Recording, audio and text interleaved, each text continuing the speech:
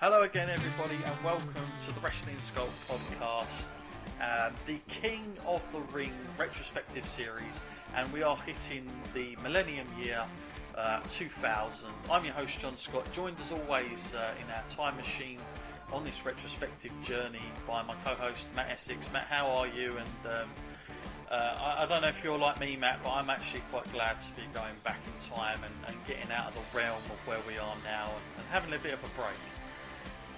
Yeah, I mean, 2000 was a good year from what I remember. There was a lot going on, and I do like it when we go this far back because there seems to be a lot happening in the space of a few months. So almost to the point of what it seems like a year these days could transpire in a few months back then.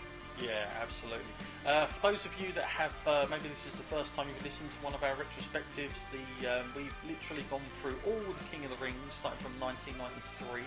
And you can pick all those up. If you just hit the subscribe button, you will see that all our reviews and retrospectives are on there. And what we've been doing, at least I think in the last 4 or 5, I would say, is we now sit along and you guys can.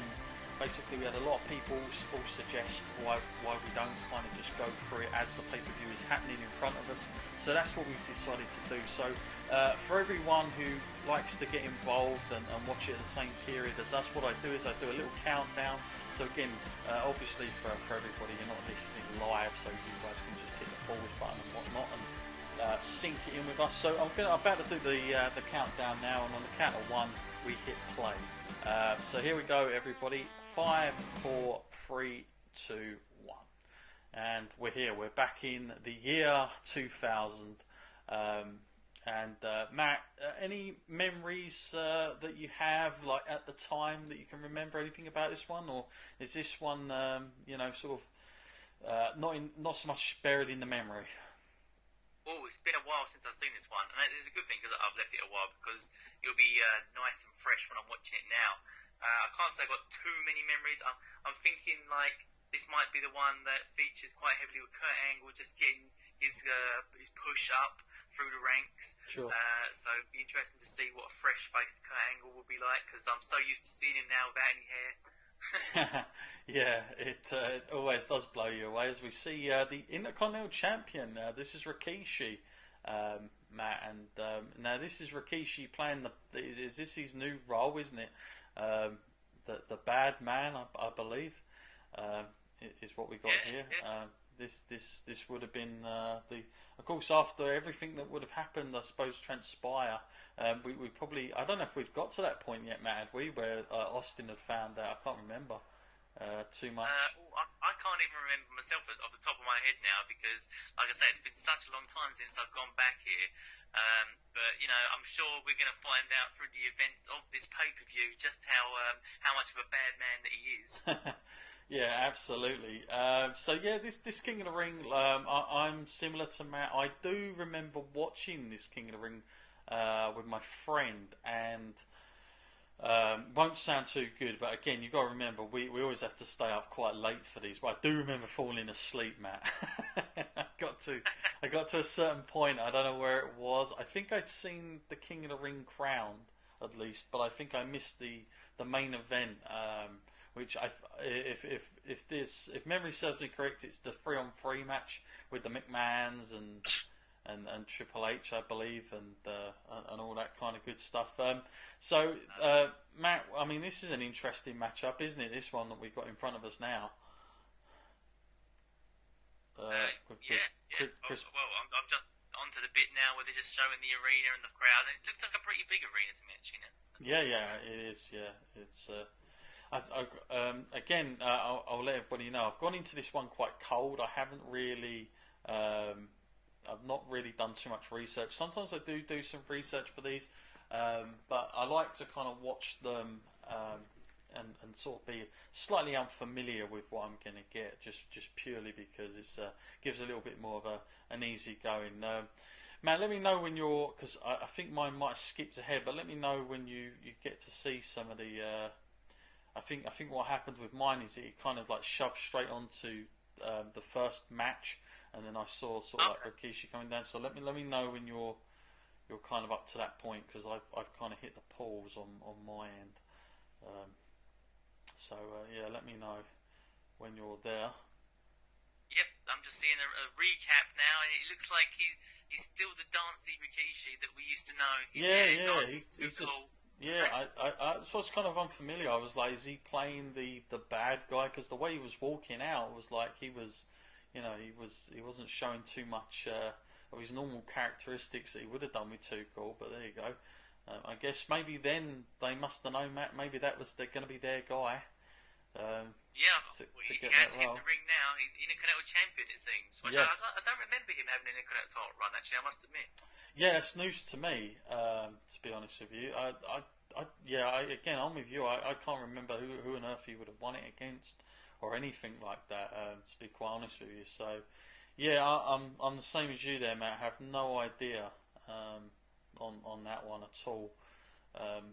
But I'm sure a few of our listeners will no doubt know. And again, I do apologise for everybody. I normally do some research on this, as we're going to get into this King of the Ring. Of course, if for those of you that have been on this epic journey with us, you would have known that I think as far as it goes, the more ahead it's gone, Matt, the less King of the Ring we've had on the pay-per-view. I think that much has been pretty much said, but what do you make of the first matchup that we got there, Matt, between Rikishi and Chris Benoit? It's quite well, Mr. Personality there, Chris Benoit. It's been a while since I've gone back and actually watched one of his matches, so I am actually looking forward to seeing this. Sure. Not really out of choice, just that I haven't really actually done too much of the actual going back and then watching these like recently. Mm-hmm. And the stuff that I usually do watch is not really had him in it, which must be down more to luck than anything else. But I used to be a big fan of Benoit actually, and I think like his in the ring skills was probably second to none when he was at his peak of his game. So and I just saw him just do a German suplex there on the Rikishi, and that's no mean feat at all, really. No. I'm sure we're going to see a lot more of him. Really quick, fiery start as well to that match, like very fast, no messing about. And now this would have been Chris Benoit's, but this would have been when he probably came over with the Radicals and all that kind of stuff. That would have been, was that in 2000 or 99? I think it was 99 that they came in, wasn't it? The Radicals. Yeah, I think right at the end, because I think they followed Jericho shortly after he came, didn't they? Sure. So,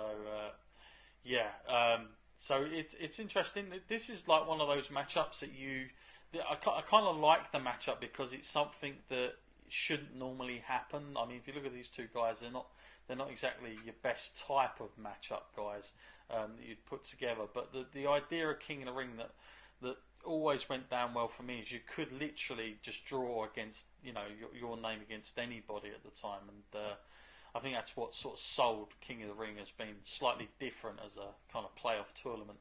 What are you making of the match so far, Matt? I think it's pretty good so far.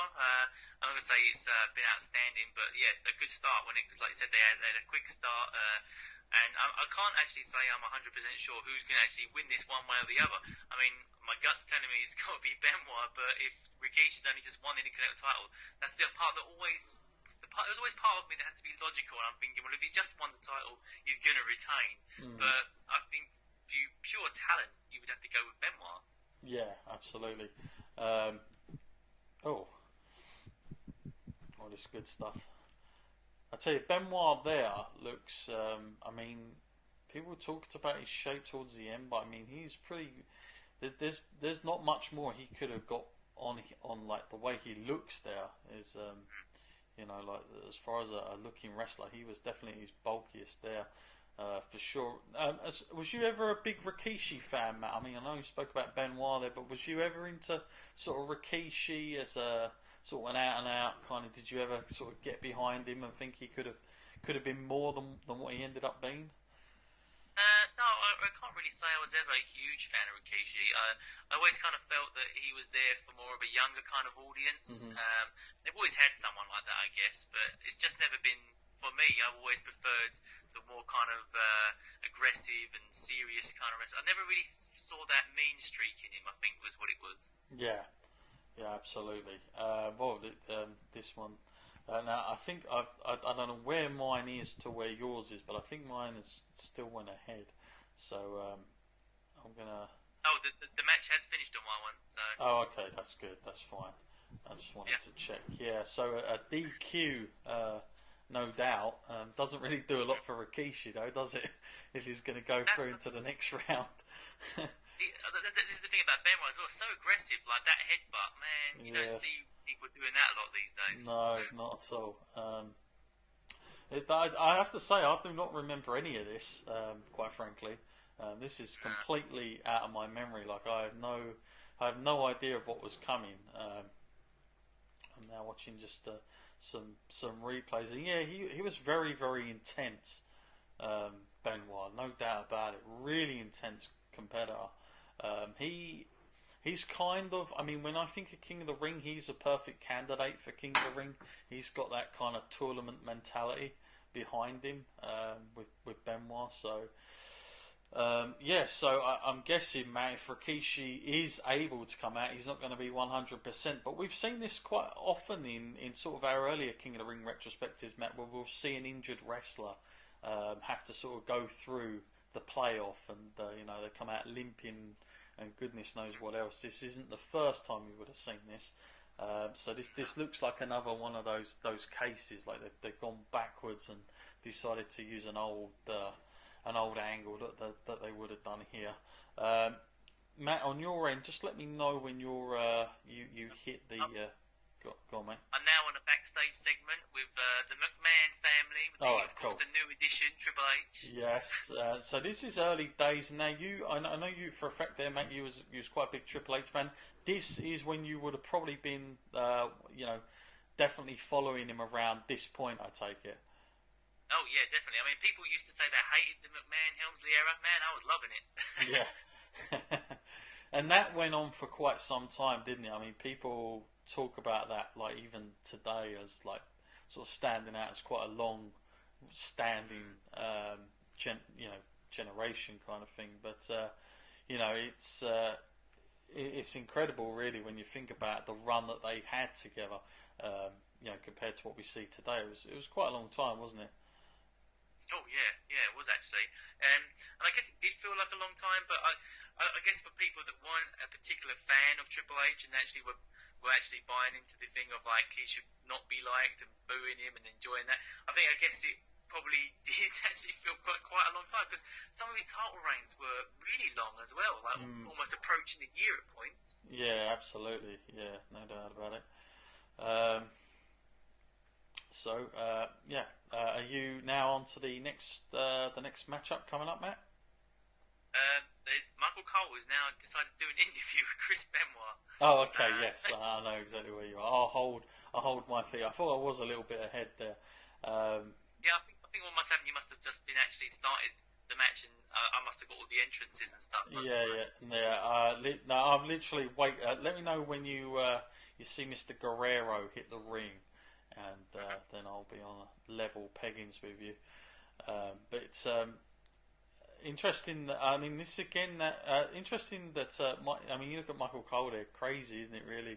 Again, he looks so young now. I know we saw him last time out on our retrospective, but with all his highlights and his hair and everything. Yeah, typical 90s kind of haircut that he had going on there, Michael Cole. It's crazy to think how long he's been doing it now for, Matt. I mean, he's been an announcer for such a long time, Michael Cole. Oh, yep, I can now see Eddie, and man, he's with China, and she definitely looks pretty, like, slim here. Yeah. Like, this is probably the most